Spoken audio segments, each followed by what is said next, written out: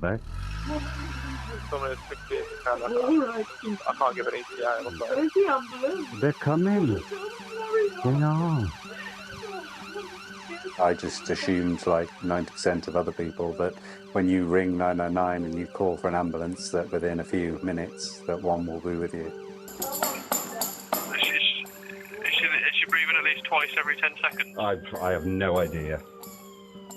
When Darren Childs' 12-month-old daughter, Mila, had a seizure and for a time stopped breathing, it took 47 minutes for the ambulance to come. The target for the average response time on such a serious life or death call is 7 minutes. It was horrendous. It's every parent's worst nightmare, imagining, what could happen to your child. Mercifully, Darren's daughter survived, but sadly, many do not. Data obtained by Newsnight through a Freedom of Information request paints a worrying picture. In the whole of 2020, West Midlands Ambulance Service had just one patient who was dead by the time the ambulance turned up following a delay. So far this year, up until September, the total is 37, and that is with 3 months' data still to come. As Newsnight uncovered in July, one of the biggest problems is ambulances waiting outside hospitals to discharge patients. The hospitals won't take them because they say they're full. To put together our report, we had journalists recording the extent of the handover delays over a 12-hour period. Since our report, the government has repeatedly promised action to sort out ambulance delays. Back then, we looked at 6 of the worst performing hospitals, and many of the longest delays were here in the West Midlands. So we've returned to repeat the exercise. On the day we recorded data, the longest an ambulance had to wait to hand over a patient was at Worcester Royal, 21 hours, at Princess Royal Hospital in Telford, 19 hours, at Alexandra Hospital in Redditch, 8 hours, at Royal Stoke, 15 hours, and at Royal Shrewsbury, more than 20 hours. Behind every statistic is a human story. If someone said to me, you and Karen are fantastic together, but you've only got 8 years, I would still have taken it in a heartbeat.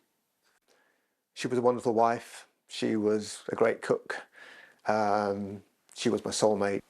Karen had been diagnosed with cancer. By April this year, her illness was in its late stages, and she collapsed at home. We called an ambulance. The ambulance took 4 or 5 hours to get to us. And she was taken then to the Royal Shrewsbury Hospital. She was stuck in the A&E department. In fact, she was stuck with the paramedics. She hadn't even been discharged off the ambulance at that point. Nobody flagged up that here is a woman with cancer, potentially terminal, but potentially needing treatment. She should have been transferred straight away into one of the units that would be looking after Karen, and not an A&E or ED type situation. That was totally wrong. But Karen's problems were not over. The hospital A&E department told her they had no room. Despite having late-stage cancer and deteriorating fast, Steve was told Karen would be better off at home. The paramedics' words were, getting her into the car, I don't know how you're going to cope at the other end. Managed to get her out of the car, 2 steps, 3 steps, whatever, and she just collapsed on the driveway, just by the front door. And at that point, you think, this isn't good. What the dickens do I do now? After a 5-hour wait for another ambulance, Karen was brought here to the Princess Royal in Telford, despite the hospital not having the facilities she needed. She wasn't going to be with the specialties and the consultants and the expert nurses that she desperately needed. She would be going back into the A&E machine again, the process of hanging around in corridors on trolleys or whatever it was for how long, which is it's inhumane and it's wrong. She hasn't fallen over and broken a leg. She's not an accident emergency type patient. She's a cancer patient who is very, very ill.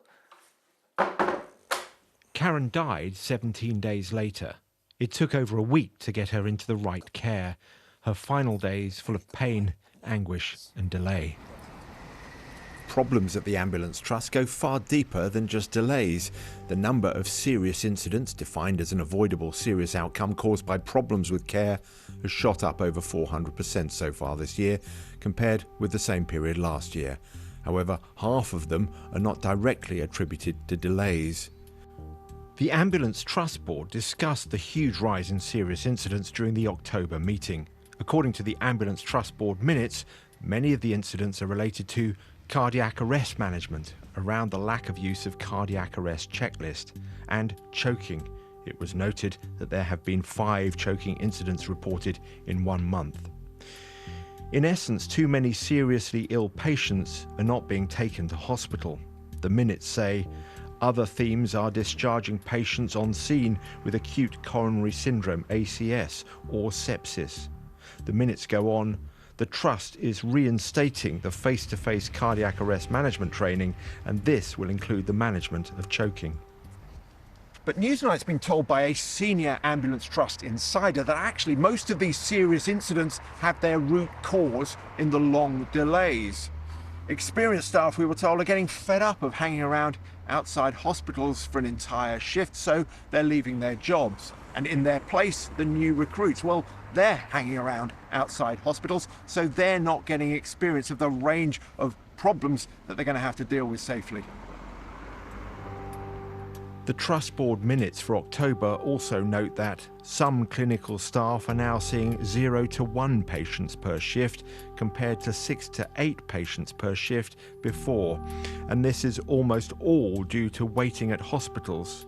There will also be a knock-on effect as the newly qualified paramedics are not getting the experience required to become a paramedic, then CTM, Clinical Team Manager, 2 years later.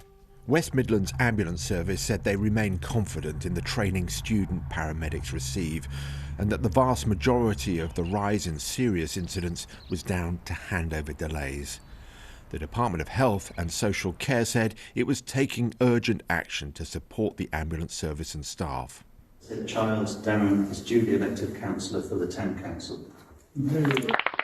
After what happened to his daughter, Darren Childs ran for and won a seat on his local council, his one manifesto pledge to try to sort out the ambulance delays.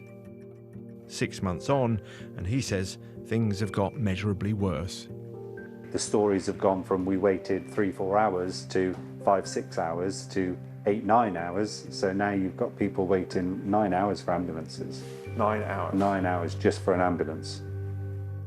Individually, when you speak to the staff that we dealt with, you know, you've got people who do care. You've got people who really are trying their best. But it's the bit that joins it all up together.